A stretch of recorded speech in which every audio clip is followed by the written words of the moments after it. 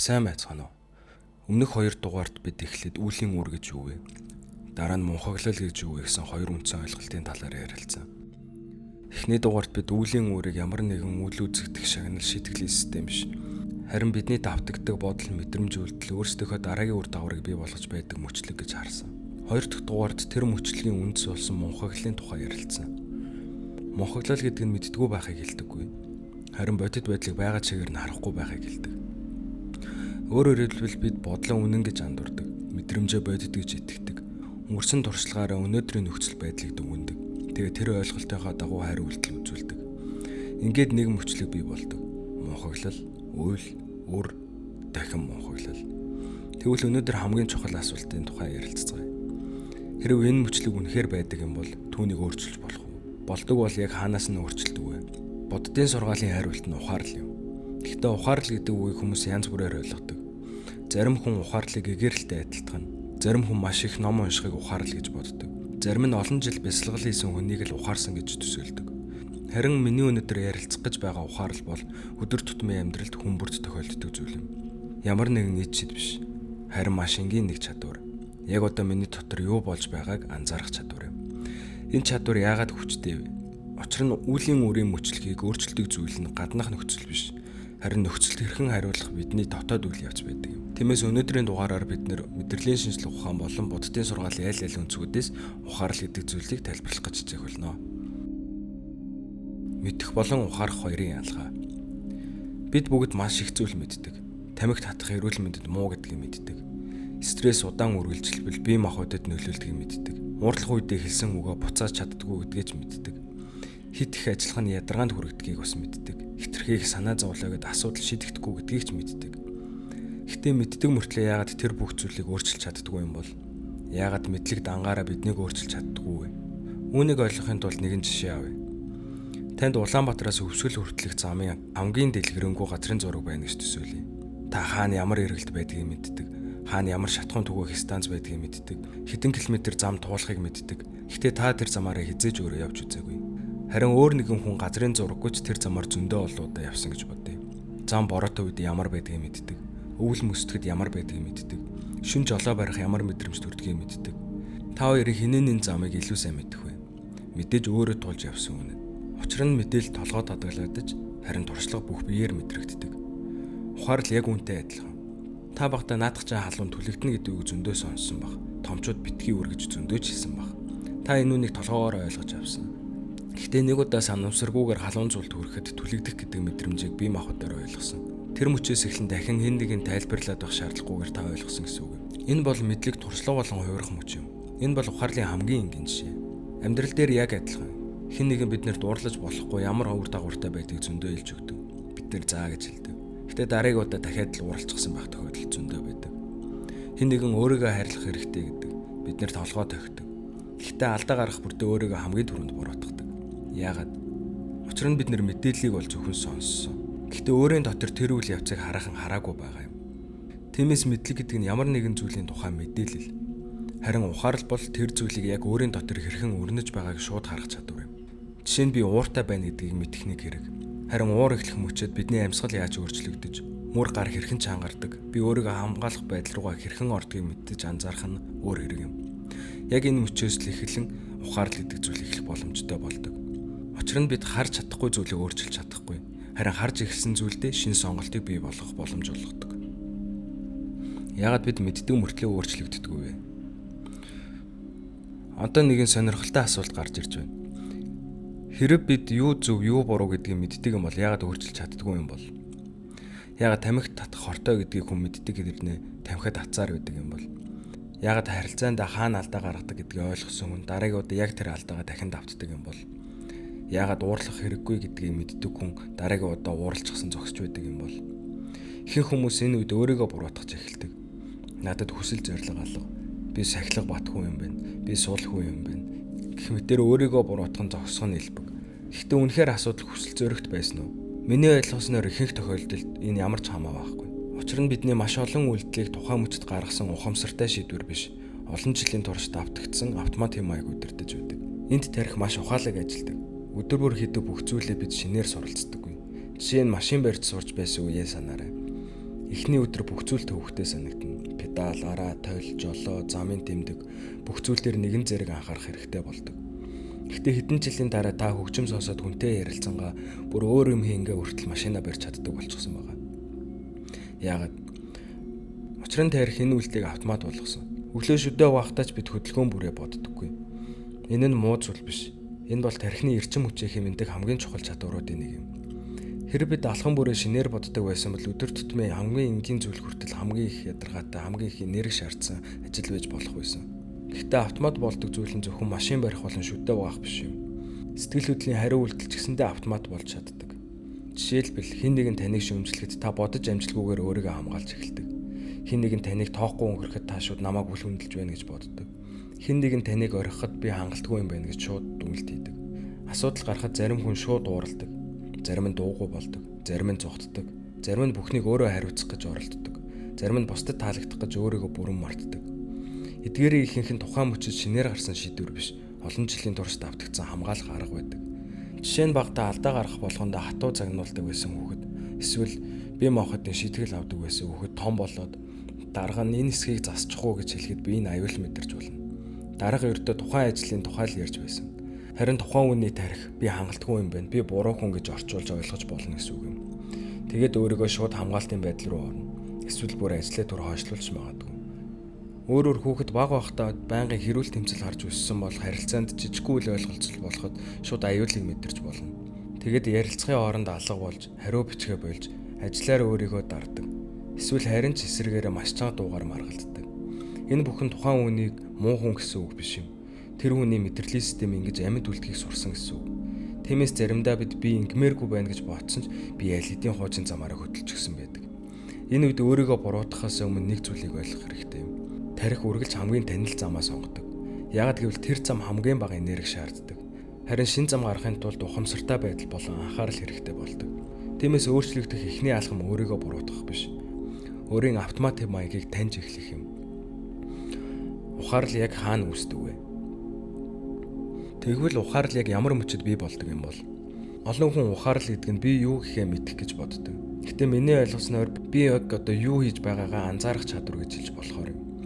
Нэг энгийн жишээ авцгаая. Эхнэр нөхөр хоёр ярилцаж байна. Эхнэр нь чи сүүлийн үед надтай нэг их ярилцахгүй юм гэж хэлв. Энэ бол ердөө нэг өгүүлбэр.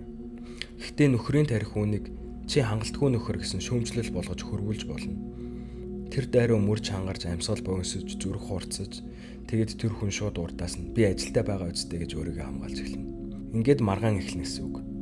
Маргааныг эхлүүлсэн зүйл нь эхнэрийн өгүүлбэр биш. Тэр өгүүлбэрийг тарих хэрхэн тайлбарласан бэ гэдэг нь. Одоо яг ижлэгэн нөхцөлд ухаарл орж ирлээ гэж төсөөлцгөө. Эхнэр чи надтай бага ярьж байна гэж хэллээ.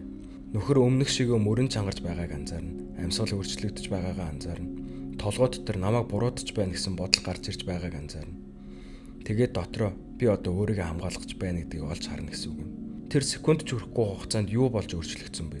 Уур алга болоогүй. Биений хариу үйлдэлж алга болоогүй. Гэхдээ автомат хамгаалтын өмнө жижигхэн зай гарч ирсэн. Тэр зайд сонголт бий болж эхэлнэ гэсэн үг. Тэгээд нөхөр нь чамд би холдоод байгаа юм шиг санагдаж байгаа юу гэх мэтээр асуулт гарган өөр тийш нь харилцааг чиглүүлэх боломж үүснэ гэсэн үг. Нөхцөл өөрчлөгдөөгүй. Гэхдээ үр дүн бүхэлдээ өөр болсон. Ихэнх хүмүүс ухаарл гэдэг сэтгэл хөдлөлгүй болох гэж ойлгодог. Энэ нь маш том буруу ойлголт юм. Ухаарл гэдэг сэтгэл хөдлөл гарч ирэхгүй байх биш. Харин сэтгэл хөдлөл гарч ирж байгааг мэддэг болох. Уур гарч ирнэ. Гэхдээ уур таны өмнөөс ярих албагүй. Айдас гарч ирж болно. Гэхдээ айдас таны өмнөөс шийдвэр гаргах албагүй. Гуниг гарч ирж болно. Гэхдээ гуниг бүх амьдралыг чинь тодорхойлох шаардлагагүй. Эндээс бид нэг чухал санаанд хүрж байгаа нь ухаарл гэдэг нь нөхцөл байдлыг өөрчлөхөөс өмнө өөрийн дотоод үйл явцыг харах чадвар юм. Харин энэ өөрийгөө харж байгаа чадвар яг юу вэ? Яагаад энэ нь тархины хувьд маш онцгой процесс байдаг вэ? Өөрийн бодлыг ажиглах чадвар гэж юу вэ? Орчин үеийн сэтгэл судлал мэдрэлийн шинжилгээ ухаанд meta awareness буюу өөрийн бодол, анхаарал, дотоод төлөв анзаарах чадвар гэсэн ойлголт байдаг. Энэ нь жаахан төвөгтэй сонсогдож магадгүй. Гэхдээ санаа нь маш энгийн. Бодолтой байх нэг зүйл, бодолтой байгаагаа мэдэх өөр нэг зүйл. Уурлах нэг зүйл, уурлаж байгаагаа анзаарах өөр нэг зүйл. Айх нэг зүйл, айж байгаагаа харах өөр нэг зүйл. Энэ хоёрын ялгаа яагаад ийм чухал вэ? Учир нь бидний толгой өдөржин ярьж байдаг. Бараг хизээж зогсдоггүй. Би амжихгүй байх намайг юу гэж бодож байгаа бол би хангалттай сайн биш. Тэр яагаад ингэж хэлсэн юм бол маргааш ямар асуудал гарах бол би алдаа гаргаж болохгүй. Би илүү сайн байх ёстой. Энэ бүх дуу хоолой бодлууд өдөржингөө үргэлжилдэг. Хамгийн сонирхолтой нь бид тэр дуу хоолойг бараг анзаардаггүй. Харин тэр дууг өөрийгөө гэж боддог. Жишээ нь толгоонд чинь би бүтлгүй хүн гэсэн бодол гарч ирлээ гэж төсөөлье. Хэрв та тэр бодлыг шууд үнэн гэж хүлээж авах юм бол юу болох вэ? Би чинь хүндэрж, ирч хүччин буурч, юм хийх хүсэл багасна. Дараагийн боломж гарсан ч за яах вэ? Би угаасаа чадахгүй гэдээ орхино гэсэн үг юм. Гэхдээ нэг өдөр та ингэж анзаарч эхлэе гэж төсөөлье. Хөөе, миний толгойд би бүтэхгүй хүн гэсэн бодол яваад байгаа юм байна шүү дээ. Энэ хоёр өгүүлбэр яг адилхан сонсогдож болох ч үндэ асар том ялгаатай. Эхний өгүүлбэрт та бодолтойгоо нийлчихсэн байна. Хоёр дахь өгүүлбэрт та бодлоо ажиглаж эхэлж байна. Өмнө нь та бодол байсан. Одоо та бодлоо харж байна. Энэ бол meta awareness юм. Энэ нь бодлоо устгах тухай биш. Эсвэл үргэлж эргээр бодох тухайч биш. Харин энэ бол бодол. Энэ бол бодит байдлын цорын гац үнэн биш гэдгийг харах чадвар. Боддын бясалгалын олон уламжлалч үнэтэй төстэй зүйлийг хөгжүүлдэг. Бодол гарч ирнэ. Түүнийг хүчээр түлхэхгүй, араас нь сохроор дагахгүй, зүгээр л ажиглана. Ингээд бодол өөрөө өөрчлөгдөж эхэлэх боломжийг үүсгэж байдаг гэсэн үг юм. Ухаарал тархийг өөрчилдөггүй. Энд хүмүүсийн хамгийн их асуулт гарч ирж байна. Тэгвэл ухаарал үнэхээр хүний тархийг өөрчилдөггүй. Хариулт нь тийм. Гэхдээ ичдийн аргаар биш, давталтын аргаар. Бидний тархи амьдралын турш өөрчлөгдөх чадвартай. Үүнийг neuroplasticity буюу мэдрэлийн уян хатан чанар гэж нэрлэдэг. Энэ ойлголтыг маш энгийн нэг жишээгээр төсөөлье. Та өтгөн ой дундуур алхаж байна гэж бодъё. Анх удаа явхад ямар ч зам байхгүй. Өвс өндөр, модны мөчир саад болно. Алхахад эвгүй. Гэхдээ та тэр замаар өдөр бүр алхаж эхэллээ. 10 удаа, 20 удаа, 100 удаа яваад байх тусам юу болох вэ? Өвс намсна, шорон жим гарч ирнэ. Дараа нь тэр хамгийн амархан зам болж хувирна. Тархи яг ингэж ажилдаг. Нэг бодлыг олон жил бодвол тэр зам хүчтэй болж эхэлнэ. Нэг айцыг олон жил давтвал тэр айц илүү хурдан идэвх чинь. Нэг хариу үйлдэлийг дахин хийвэл тэр автомат болно. Жишээ нь шүүмжлэл сонсоод шууд хамгаалах, гомдоод шууд дуугүй болох, айгаад шууд зүхтах, эсвэл эсрэгээр уурлах. Эдгээр бүгд олон жилийн турш бэхжсэн мэдрэлийн зам байж болно. Харин шин зам бий болгож болох уу? Болно. Гэхдээ нэг удаагийн шийдвэрээр биш, олон дахин давталтаар. Уур гарч ирэхэд нэг удаа төр амьсгаа авах, айдас гарч ирэхэд нэг удаа зүхтахгүй байх, өөрийгөө буруутгах бодол гарч ирэхэд энэ бол миний бодол гэж анзаарах. Эдгээр жижиг үйлдэл бүр шин замын эхлэл болж чадна. Эхэнтэй тэр зам эвгүй санагдана. Учир нь хуучин зам илүү өргөн, илүү хурдан, илүү танил. Гэхдээ шин замаар дахин алхах тусам тархи түнд дасаж эхэлдэг. Тиймээс ухаарал гэдэг нэг удаагийн ойлголт биш. Өдөр бүрийн жижиг сонголтуудын нийлбэр юм. Буддын сургаал ба орчин үеийн шинжлэх ухаан хаана огтлцдог вэ? Энд дахин нэг удаа нэг зүйлийг сануулъя. Буддын сургаал болон мэдрэлийн шинжлэх ухаан яг ижил зүйлийн тухай ярьдаг гэж хэлж болохгүй. Нэг нь шашин, нөгөөх нь шинжлэх ухаан. Арга барил нь өөр, зорилго нь ч өөр. Гэхдээ зарим ажиглалт нь сонирхолтойгоор огтлцдог. Буддын сургаалд авидья буюу мунхаглал, тэгээд зууралтал, тэгээд үйл, тэгээд үр, тэгээд дахин мунхаглал гэсэн мөчлөгийн тухай ярьдаг. Өөрөөр хэлбэл бид бодит байдлыг бүрэн хардаггүй. Өөрийн хүсэл, айдас, дуртай дургуй зүйлээрээ дамжуулан хардаг. Тэр ойлголтоор үйлддэг. Тэр үйлдэл нь дараагийн үрийг бий болгодог. Орчин үеийн сэтгэл судлал өөр үг хэрэгэлдэг. Өмнөх туршлага, автомат таамаглал, биеийн хариу үйлдэл, зан үйл, шин туршлага, өмнөх итгэл улам батлагдана гэх жишээтэй. Жишээ нь хүмүүс намайг орхино гэсэн итгэлтэй байж болно. Тэгээд шинэ хүнтэй танилцахдаа байнга болгоомжилж өөрийгөө бүрэн илэрхийлэхгүй нөгөө хүнээ шаалгана гэсэн үг юм. Заримдаа бүр хит их хянаж эхэлнэ. Нөгөө хүн энэ байдлыг мэдрээд холдож эхэлнэ. Тэгээд ихний хүн харвуу хүмүүс үнэхээр орхидог гэж бодно. Энд юу болсон бэ? Анхны итгэл нь өөрийн зан үйлийг бий болгосон. Тэр зан үйл нь харилцаанд нөлөөлсөн. Үүсэн үр дүн нь анхны итгэлийг дахин батгагдсан. Мөчлөг ингэж үргэлжилдэг. Тиймээс буддын сургаалж орчин үеийн шинжлэх ухаанч өөр хэлээр нэг чухал зүйлийг хэлж байгаа мэт санагддаг. Хүн зөвхөн гаднах үйл явдалд хариу үзүүлдэггүй. Харин өөрийн өмнөх туршлага, өөрийн итгэл үнэмшил, өөрийн айдас, өөрийн тайлбар, өөрийн дотоод ертөнцөөрөө дамжуулж хариу үзүүлдэг. Тэгвэл ухаарал юу хийдэг вэ? Ухаарал тэр автомат мөчлөг дээр гэрэл тусгадаг. Би яг юунд хариу үзүүлээд байна? Энэ хүн үнэхээр над руу дайрсан уу? Эсвэл миний хуучин шарах хөдөлсөн үү? Бодит байдлыг би харж байна уу? Эсвэл айцаа харж байна уу? Эдгээр асуулт гарч ирэх мөчөөс л мөчлөг өмнөх шиг автоматар үргэлжлэхээ болж эхэлдэг. Ухаарал хуучин юм маягийг хүчээр устгадаггүй. Харин түүнийг ил гаргаж ирдэг. Ил гарч харагдаж эхэлсэн зүйлсийг бид шин сонголт хийх замаар өөрчлөх боломжтой болж эхэлдэг. Ухаарал яагаад заримдаа өвдөлттэй байдаг вэ? Энд хүмүүсийн хөвчлэн ярьдаггүй мөртлөө хамгийн чухал хэсэг эхэлж байна. Олон хүн бясалгал хийж эхэлснийхаа дараа, эсвэл өөрийгөө ажиглаж эхэлснийхээ дараа сүүлийн үед улам их боддог болчихлоо. Өмнөхөөс илүү эмзэг болчихлоо. Яагаад улам хэцүү болоод байгаа юм шиг санагдаад байгаа юм бэ? Зарим нь бүр магадгүй энэ арга надад тохирохгүй юм байна гэж хүртэл боддог. Гэтэ үнэхээр тийм байдаг уу? Эсвэл өөр зүйл болоод байдаг уу? Нэг жишээ авцгаая. Та өөрийгөө олон жил харанхуй өрөөнд амьдэрсэн гэж төсөөлье. Нэг өдөр цонхоо онгоолгоод нарны гэрэл туслаа. Гинэт тоос харагдаж эхэлнэ. Тэгэхээр нарны гэрэл тоосыг бий болгосон уу? Үгүй. Тоос аль эдийн тэнд байсан.